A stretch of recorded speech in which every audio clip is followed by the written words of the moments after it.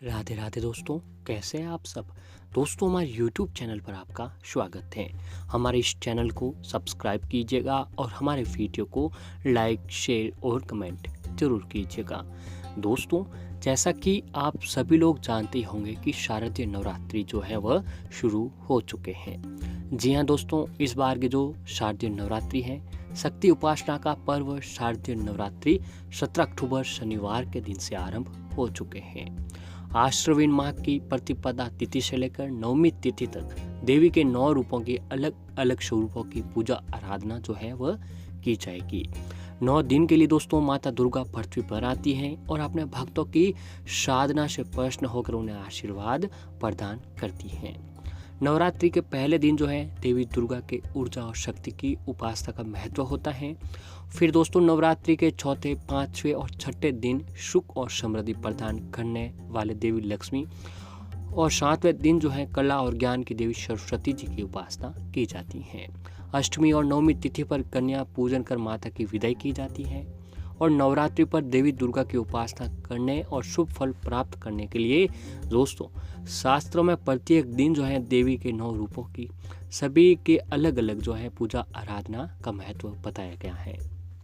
जी हाँ दोस्तों, इस दिन जो है माता के अलग अलग रूपों की पूजा आराधना, मंत्र और उनको किस तरह का भोग लगाने से है जो माता के सभी जो रूप होते हैं वह हम पर प्रश्न होते हैं। तो दोस्तों आज के इस वीडियो में हम आपको यही बताने जा रहे हैं कि माँ के समक्ष जो दोस्तों तीसरा दिन जो है नवरात्रि का, वह तीसरा दिन दोस्तों माता चंद्रघंटा का माना गया है।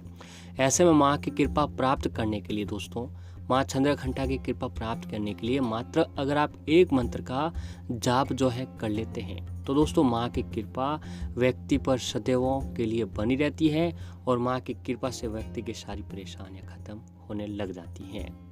दोस्तों नवरात्रि के 9 दिनों में देवी भगवती के 9 अलग अलग स्वरूपों की पूजा उपासना की जाती है।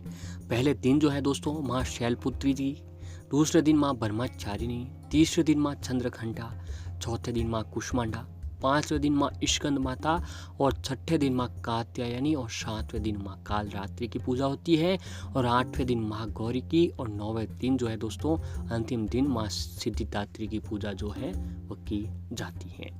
जी हाँ दोस्तों, इन सभी 9 दिनों में अगर इन 9 दिनों तक माता के सभी रूपों की अगर हम पूजा आराधना के साथ साथ उन्हें उनके मन पसंद भोग का लगाया जाए या फिर दोस्तों उनके मंत्रों का जाप किया जाए तो माँ की कृपा से जो है व्यक्ति की सारी परेशानियाँ खत्म होने लगती है और माँ जो है दोस्तों अपने भक्तों के सारे कष्ट हर लेते हैं।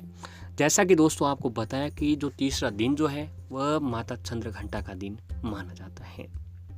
दोस्तों माँ दुर्गा जी की तीसरी शक्ति का नाम चंद्रघंटा है और नवरात्रि उपासना में तीसरे दिन की पूजा का अत्यधिक महत्व भी बताया गया है और इस दिन इन्हीं के विग्रह का पूजन आराधना किया जाता है और इस दिन साधक का मन मणिपुर चक्र में प्रविष्ट होता है।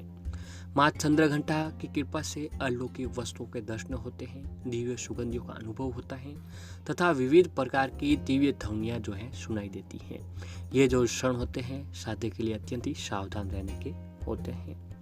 दोस्तों माँ का जो स्वरूप है, माँ का ये स्वरूप परम शांतिदायक और कल्याणकारी माना गया है।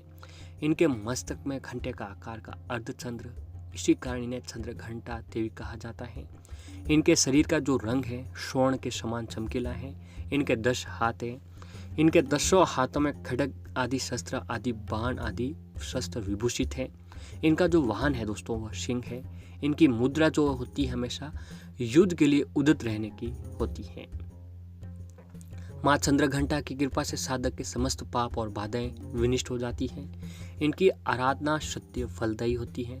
माँ भक्तों के कष्ट का निवारण शीघ्र ही कर देती हैं।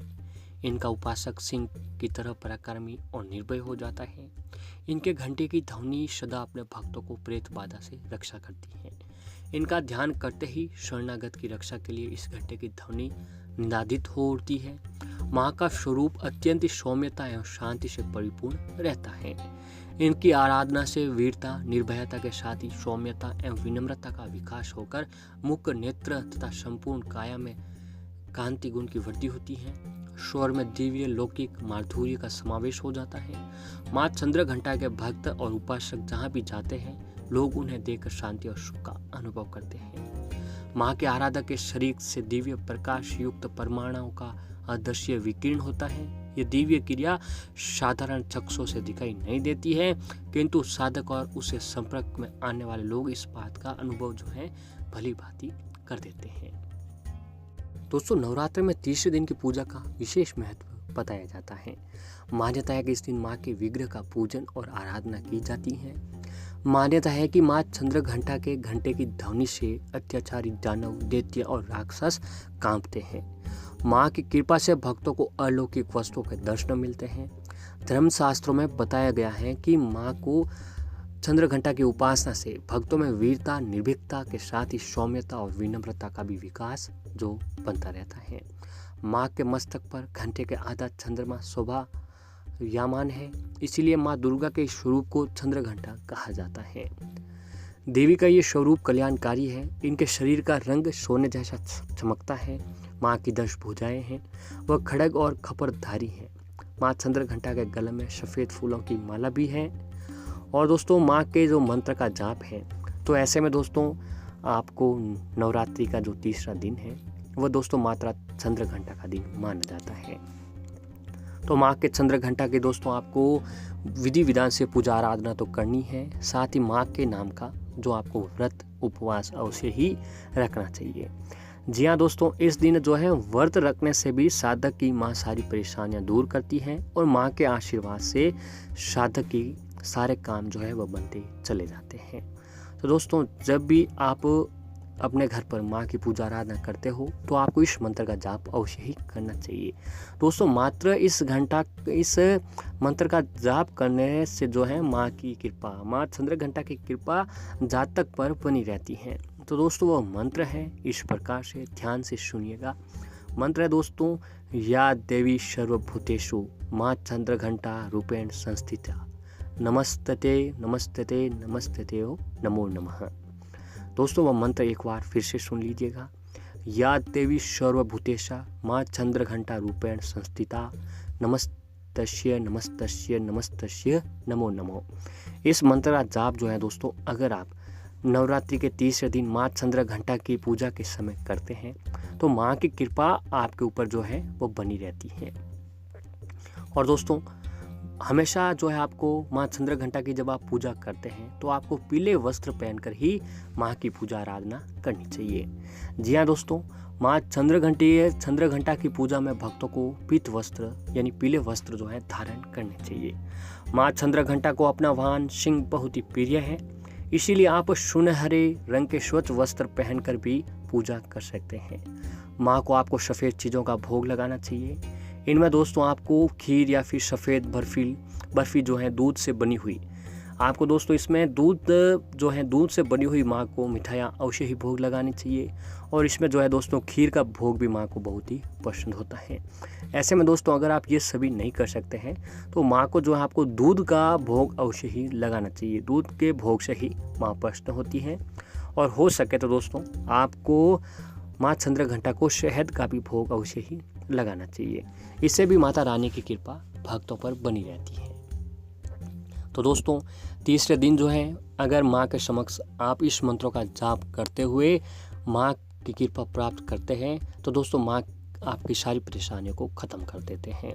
दोस्तों, वो मंत्र है, या देवी सर्वभूतेषु माँ चंद्रघंटा रूपेण संस्थिता, नमस्तस्य नमस्तस्य नमस्तस्य नमो नमो। इस मंत्र का जाप करते हुए अगर आप माता रानी की कृपा प्राप्त कर लेते हैं दोस्तों, माँ की कृपा से आपके जीवन की जुड़ी सारी परेशानी खत्म होने लग जाती हैं। दोस्तों, चंद्रघंटा शक्ति की पूजा और साधना से मणिपुर चक्र जागृत होता है। इनकी पूजा करने से वीरता, निर्भीकता के साथ सौम्यता और विनम्रता का विकास होता है। इनकी पूजा से मुख, नेत्र तथा संपूर्ण काय में कांति बढ़ने लगती है, स्वर दिव्य और मधुर होने लगता है। माँ चंद्रघंटा की पूजा करने वालों को शांति और सुख का अनुभव होने लगता है। माँ चंद्रघंटा की कृपा से हर तरह के पाप और सभी बाधाएं दूर हो जाती हैं और भक्तों के कष्टों का निवारण शीघ्र ही हो जाता है। और दोस्तों देवी चंद्र घंटा की कृपा से पराक्रम भी बढ़ने लगता है। तो ऐसे में दोस्तों अगर नवरात्रि के तीसरे दिन जो है आप माता रानी की कृपा प्राप्त करना चाहते हैं तो माँ चंद्र घंटा की पूजा आराधना के साथ साथ इन मंत्रों का जाप आपको अवश्य ही करते रहना चाहिए।